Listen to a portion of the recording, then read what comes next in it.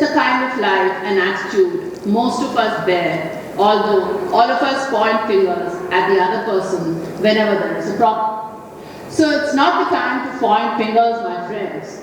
This is the time for all of us to work together and look for alternative strategies of development, wherein we will be able to develop, at the same time respect nature, preserve nature. Extremely fresh and is highly receptive to novel and good suggestions for the development of the state. In this context, I request all of you to kindly give us your best practices. In search of these best practices, we have been moving from city to city in this country because we know that India has got extremely good practices, but there is no uniformity to its implementation all over the country. I went recently with the team, Ramu Garu and some other officers, town planning officers to Ahmedabad to study their town planning schemes. Brilliant, without a cent of land acquisition. They have been able to make ring roads around major cities like Ahmedabad. They have been able to develop layouts under town planning scheme, and they have started this under a very old act of the old Mumbai state, Bombay as it was called in those days. We have a similar act in Andhra Pradesh, and we went to borrow their ideas, and we plan to implement this system to make ring roads around major cities of Andhra Pradesh. So let me talk to you a little about my state. We are in the 7th largest populated state in this country. We have a population of close to 5 crores as per the 2011 census, and obviously it would be slightly more now considering we are a few years away. 30% of our population resides in urban areas. We have 125 urban local bodies, as we call them, corporations, 16 other municipalities, all put together we have 125. And these urban agglomerations are a congregation of unplanned towns for lower income groups. So 17,000 layouts are going to be developed in the next few months with all facilities. We have decided that we are going to create model layouts of international standards for middle income groups. Our Chief Minister was highly encouraging. We've tied up with banks for loans, and we plan to do these middle income group layouts by acquisition of lands. So how are we going to do this? We will be developing these layouts in multiples of 100 acres, 200 acres, 300 acres, based on the demand. We've started a demand survey, and we cater to the middle income group demand by creating these layouts. On an average, each layout, 1 acre will have about 12 plots, and they will be given every facility, 60 feet roads, 40 feet roads, and they will have clubhouses, gyms. We plan to incorporate one new feature, namely office space. Every layout will be provided with an office space. Why? Because of this walk-to-work concept, which has now become a reality in this COVID age. When we are talking about sustainable development goals, people don't need to commute. In this age of Zooming and FaceTiming and name it what, the communication, the physical meeting of people is really not necessary.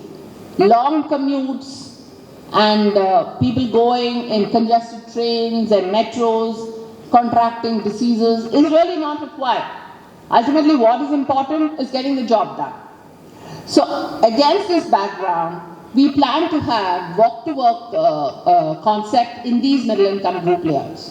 So, we will be providing them office space where they could, plug in and operate.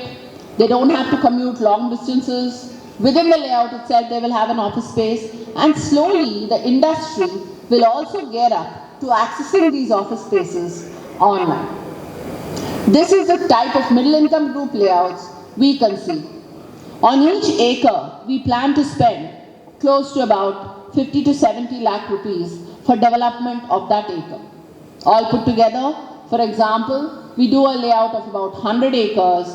We get about 1,500 odd plots in that of 200 square yards each, with all facilities, unique clubhouse, unique office space, gyms, areas for the elderly to sit, areas for the young to play in, areas for the fit people to further work out, open air gyms, closed gyms, open air theatre for entertainment, name it, we want to give them every facility within the layout. This is the new age living. You don't have to run for a swimming facility some 25 kilometers away, gymming facility 5 kilometers away, commute, the roads are all congested.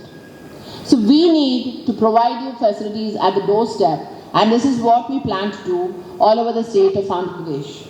Ladies and gentlemen, I request for you to look at the center stage as we get signals of positive comfort from a Chief Minister who was led by example for his state, Andhra Pradesh.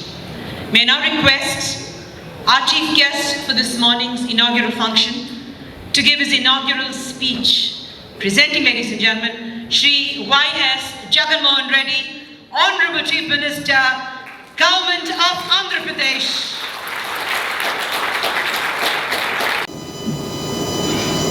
All of us are gathered here in Visakhapatnam. PSB Kodhankar, Secretary General, ITPI, and of course our Srimati Vaishnavi Lakshmi, Principal Secretary, Principal Administration.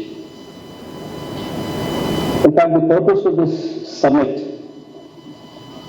is to deliberate on various issues and challenges to achieve these 17 Sustainable Development Goals by 2030 as recommended by UN. In fact, I am pretty sure that by the end of it, solutions would emerge which would remarkably bring about change in the current thinking of what we are doing to what could be done better. In fact,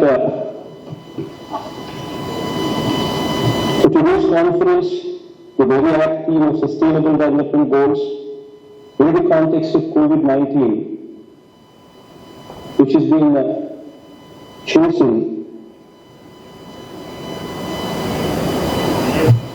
as we are well aware that while we are discussing on this theme, everybody is aware that post-COVID and pre-COVID, we've seen a substantial change in the way we conduct our business. Work from home has been the culture of the day-to-day. We do not know how far, how many days or how many months this is going to continue. And going forward, if this were to continue, what kind of infrastructure is required for us to facilitate this? This would be one interesting theme on which I would solicit your recommendations. And of course, the second theme also being environment and climate change. I need not mention here that everybody is fighting with this problem. In fact, so much so that unhampered human activities, which are in turn leading to greenhouse gases, which are on the rise.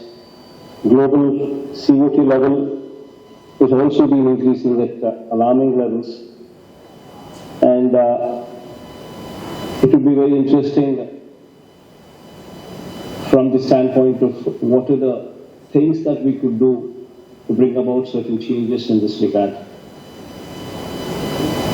The third theory is housing strategy for low-income groups and middle-income groups. This is one particular area which prohibitively expensive land rates in cities, and while prohibitively land rates in the cities are one of the major reasons why we see high rentals, disposable incomes which are impacting the disposable incomes of the working class. And while the government tries to procure land, we also have difficulty in procuring land because of the high costs in urban areas. So, any recommendations from your side as to do we deal with this without government having to incur much cost? At the same time, these issues concerning providing housing for low-income groups and middle-income groups could be addressed. This will be one interesting area where I look forward for your recommendations.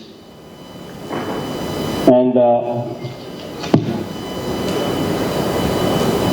water-sensitive planning, which is also very relevant, because this is one area where you plan for something, when the cities grow rampantly, then you need to extend the water supply lines, which are not capable, but out of necessity we need to do it.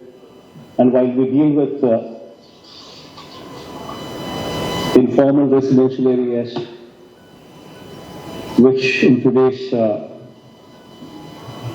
economy you'll find them everywhere in every city, which rampantly are unorganized, but since they've come up, we need to provide for them.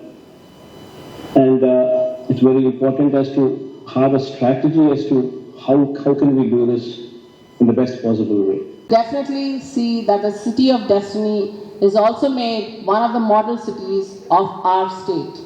So thank you, sir, for having inaugurated this conference. And we'll now get on to the next speaker, Mr. Patel.